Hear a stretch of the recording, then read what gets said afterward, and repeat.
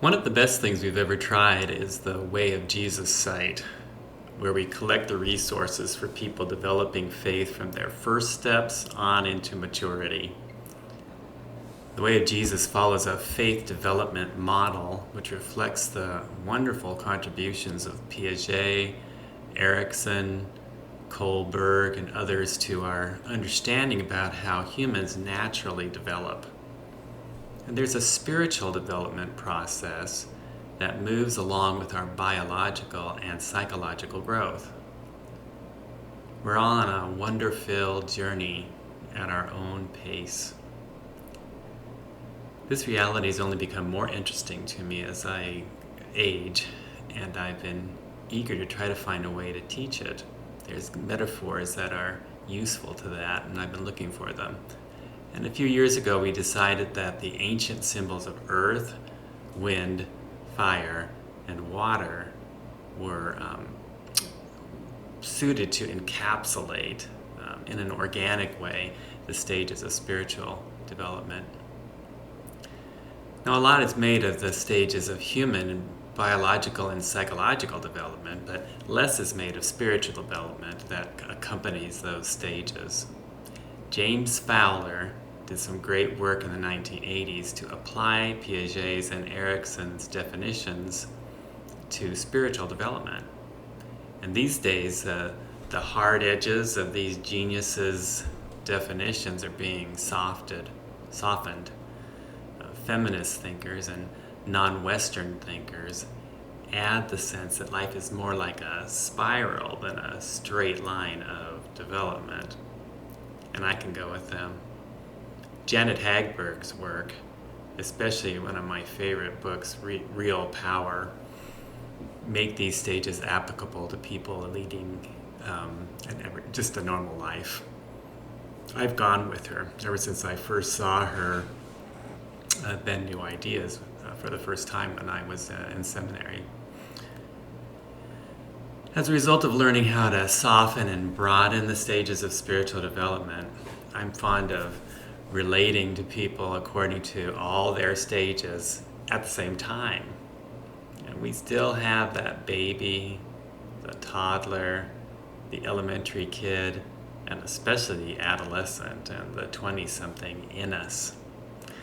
That's why we might yell, stop being such a baby, even as we all have the first senses of being fully comfortable in the ocean of grace in which we're swimming. Still kind of a baby too. That latter fact is why we say, that baby's just a little old man. We need to keep growing, but it does not serve to despise what we are, despise the past, or fear the future. All things work together for good to those who love God and are called according to his purpose in Jesus Christ. And that's you, and that's me. So let's take a brief look at the stages. If you have a chart in front of you that's from the written version, you can see that chart that has 0, 1, 2, 3, 4, 5, 6, all the different stages that we actually include in our children's plan so people can talk about them. But I'm going to go through them piece by piece. Stage 1 is called the rise of imagination, and this is mainly, this would be an earth stage. Infants, toddlers, preschool, that era. Young children have a changing, growing, and dynamic faith. It's not the same kind of faith that you have now because it's not conscious like that, but it's marked by a rise of imagination. A young child doesn't have the kind of logic and language that makes possible or necessary the questioning of their perceptions or fantasies. Their minds are religiously pregnant, you might say. It's striking how many times experiences and images from before a child is 6 has powerful and long-lasting effects on their life of faith, both positive and negative. How we love God and others will be colored by how we attached to our parents or significant caregivers. I know that one of my images for God is my grandmother coming clear from another town with broth for me when I was imprisoned in my room in the dark, sick with measles. She spooned the broth into my mouth, and I can still remember the tenderness and the wonder of that. It still seems quite supernatural. Stage 2 can be called meaning making, the meaning making stage. It's still an earth stage. It's about school age, elementary school age. Elementary school children usually like stories, and they tend to be preoccupied with rules, especially those they violate. They are developing ways to make sense of the world and deal with it. They can criticize and evaluate their previous stage now of imagination and fantasy, and sometimes they don't want to be thought of as a baby anymore. The gift of this stage is narrative. The child can now form and retell powerful stories that grasp his or her experiences of meaning.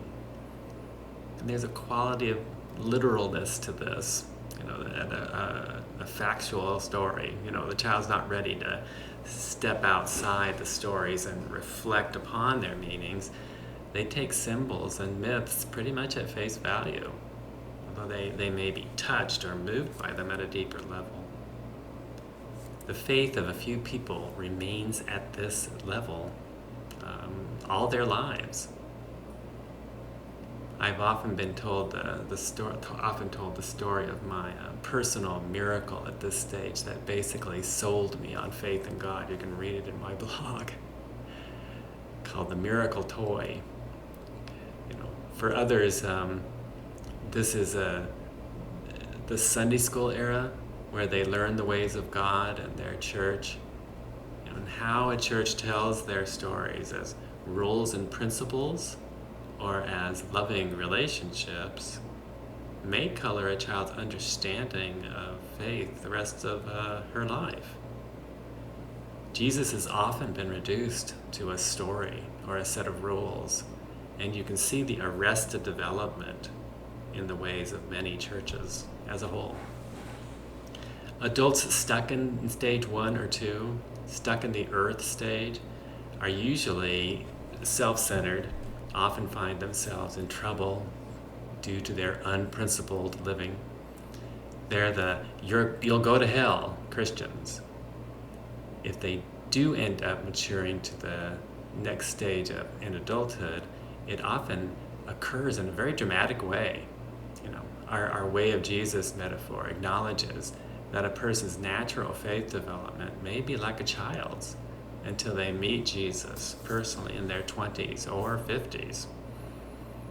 Not only do we reach stages of life which begin with baby steps, some of us take first steps of faith when we are older. Stage 3 is about forming identity.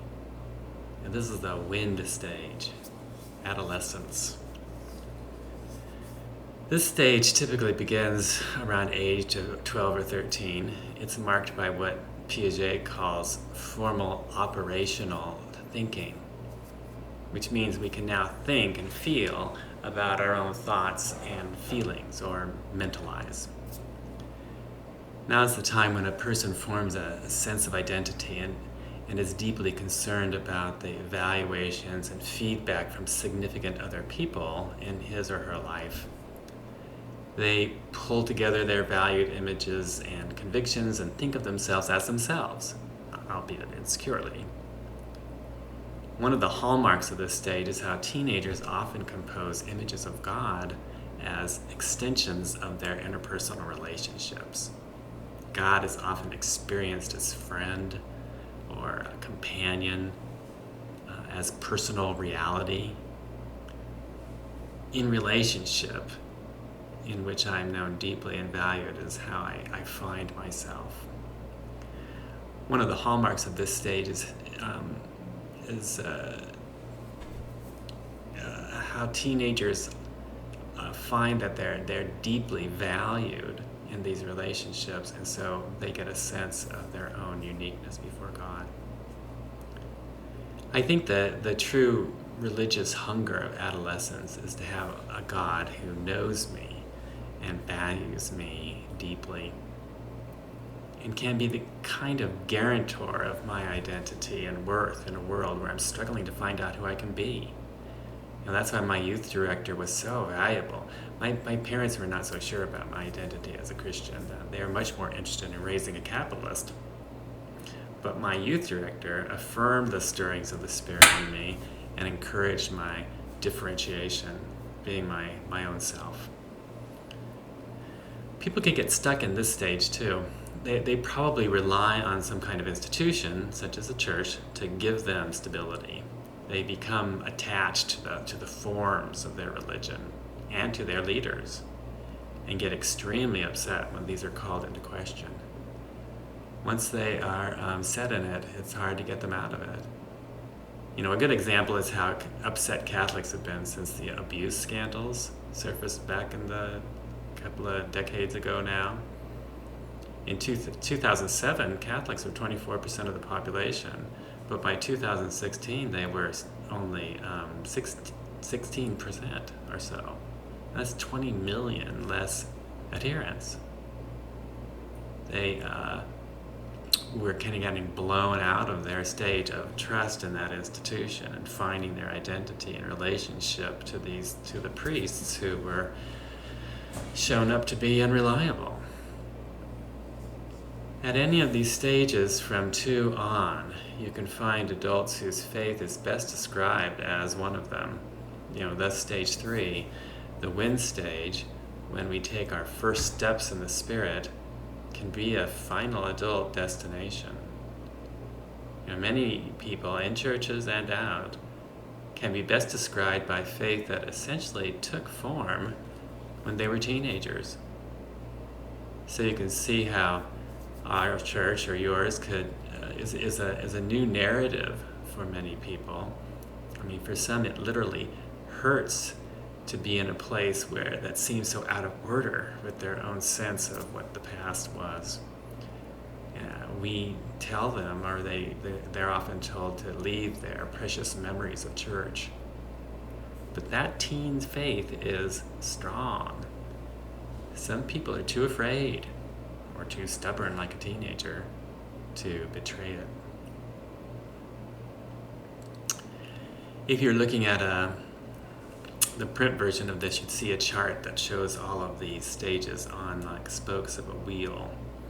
And in between stage 3 and 4 would be a big red line, and it's called the wall. It's a little difficult to get from stage 3 to stage 4. Stage 4 you could call reflective faith. And for those who get there, it usually happens when they're in their early adulthood. You could call it a fire, in the fire stage. It's a time when a person is kind of pushed out of or steps out of the circle of interpersonal relationships and principles that have sustained his or her life up to that point.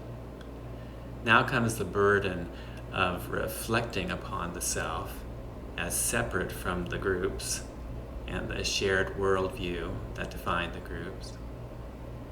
For many of us, we moved to Philadelphia, or we moved into a new job or something, and decided to see what would happen.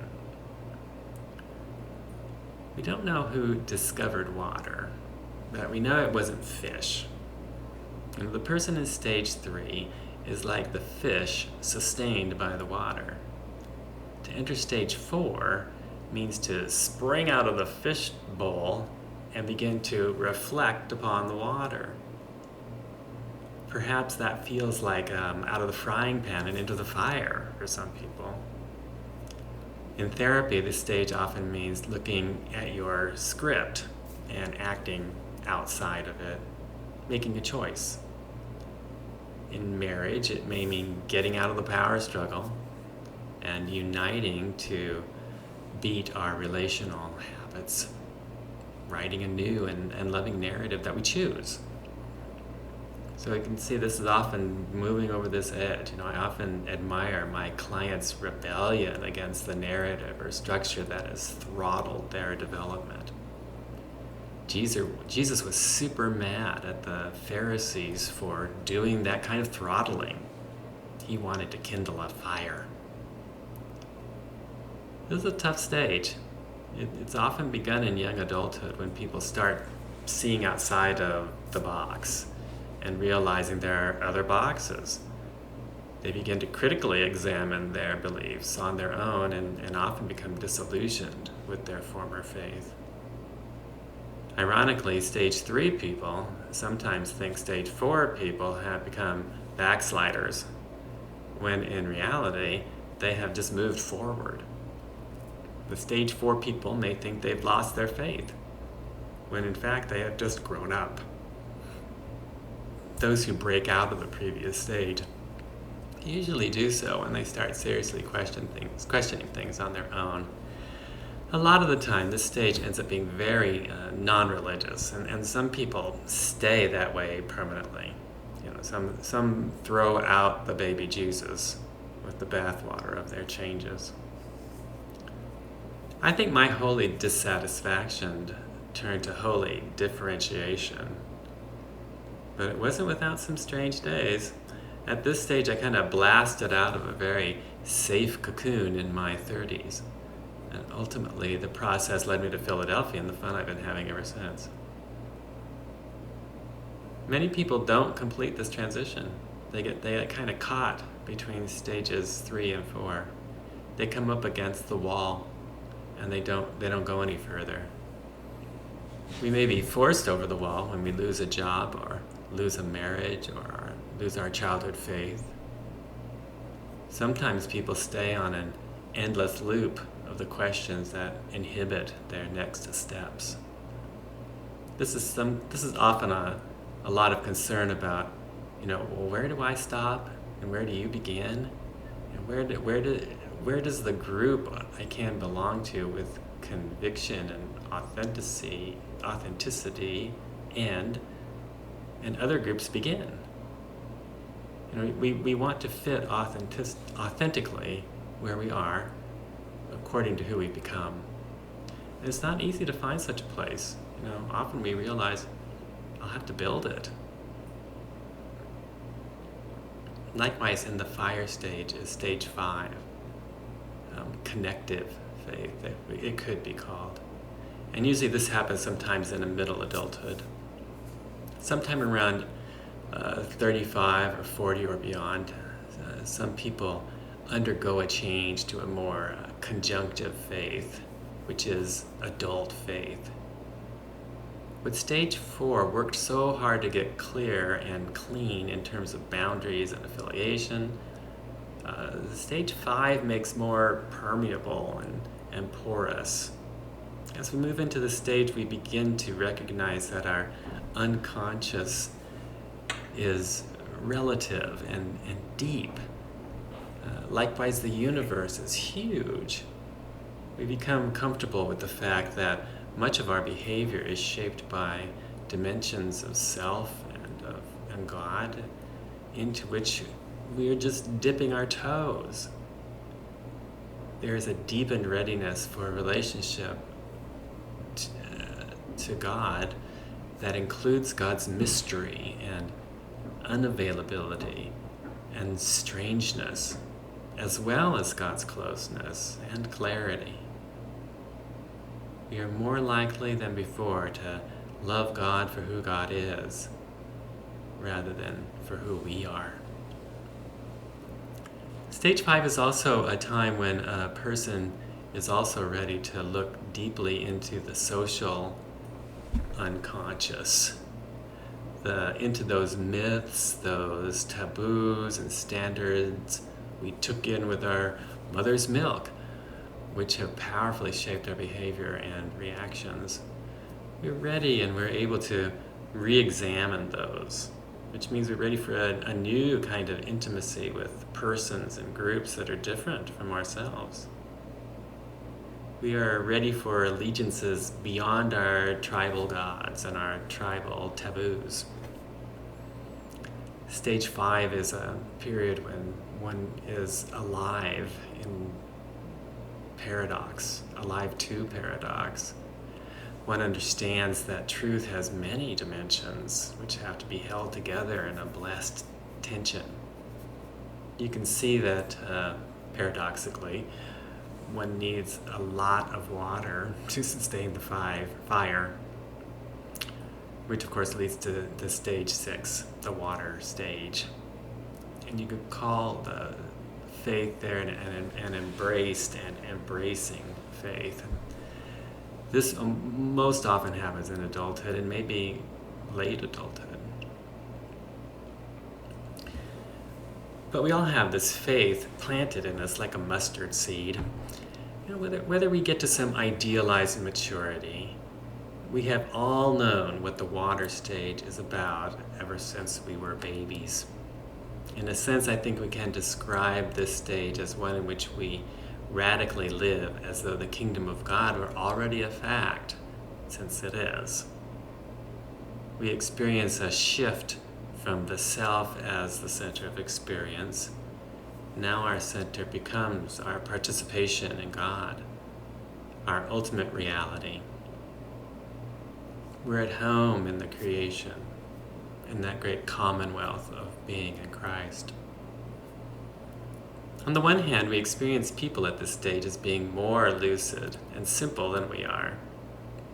And on the other hand, as intensely liberating, sometimes even subversive in their freedom. Think of Martin Luther King in the last years of his life.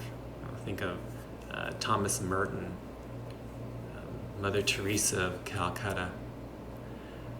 James Fowler loved Dag Hammarskjöld and Dietrich Bonhoeffer in the last years of his imprisonment. Circle of Hope collects great examples of people who demonstrate how to swim freely in grace in the Celebrating Our Transhistorical Body blog. These Jesus followers who, in a sense, have loosened the hold their self has on them for the sake of affirming God are great examples. And the way that they affirm God, they become vibrant and powerful selves, the ones that we all want to become. They have the quality of relevant irrelevance. They've lost their lives and they've found them. Their subversiveness shows us our compromises for what they are. Great to know one of these people. So God be with you in your development. This has been a very brief overview, of course, but if you got through all of this, I hope it affirmed you for where you are right now and inspired you to hope in your future. We're all growing. I'm clear up to 68 when I'm recording this. After 65, our society provides an arbitrary line over which I can cross and become old. I guess I did. On the one hand, I already feel increasing bluish kind of freedom. And on the other hand, I feel like a baby. I'm toddling into the unknown, wondering if my mother is looking at me as I run toward the street. It's the transition time, and it's always a transition that gets us. You know, we can feel these transitions, these processes of going into these new stages as exciting baby steps, or we can struggle with them as the end of something beautiful, or as an aspiration that I'm a little scared of because I can't really fathom it yet. Development can be scary, or it can be the beautiful way we deepen our faith. And most of the time it's both. So I hope this brief rendition of a subject so many have explained so well helps you see where you are and where you want to go. And to know there's a path, even if you can't really see it right now all the way. You're not alone, you're not odd. There's hope for all of us. I also gave it to you to lift up the idea that you are carrying all yourselves from the past. They compete, The inform, they always undergird who you are becoming. They're not bad. They're part of you. Their pains and possibilities are still yours. I think you need to care for them, care for those many selves, and love them, and take them with you into your bright future. Thanks for listening.